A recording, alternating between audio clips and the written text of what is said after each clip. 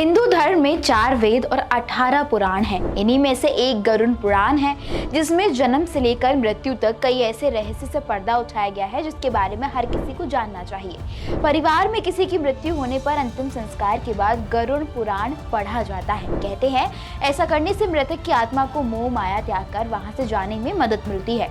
हिंदू धर्म में मृत्यु के दौरान भी कुछ नियमों का पालन किया जाता है, जिनका जिक्र गरुड़ पुराण में किया गया है। इन्हीं में से एक नियम है मृत्यु के बाद शव को अकेला नहीं छोड़ना।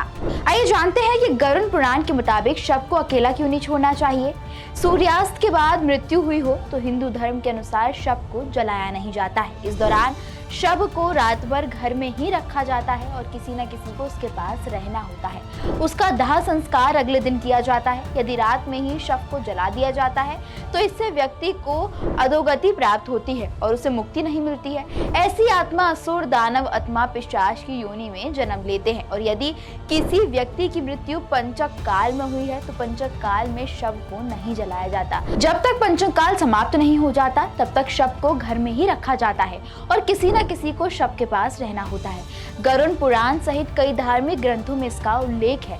अब आते हैं उसी सवाल पर कि शव को अकेला क्यों नहीं छोड़ा जाता। गरुड़ पुराण के मुताबिक मृत्यु के बाद शव को अकेला नहीं छोड़ना चाहिए। खासतौर पर रात के समय शव को अकेला छोड़ने की वजह से परेशानी का सामना करना पड़ सकता है, क्योंकि रात में बुरी आत्माएं सक्रिय होती हैं और मृतक के शरीर में प्रवेश कर सकती है। इसकी वजह से परिवार के सदस्यों को संकट झेलना पड़ सकता है। गरुड़ पुराण में बताया गया है कि मृतक की आत्मा दाह संस्कार तक मृत्यु के आसपास ही रहती है और वापस अपने शरीर में प्रवेश करना चाहती है, क्योंकि मृत्यु के बाद भी आत्मा का शरीर से जुड़ाव रहता है।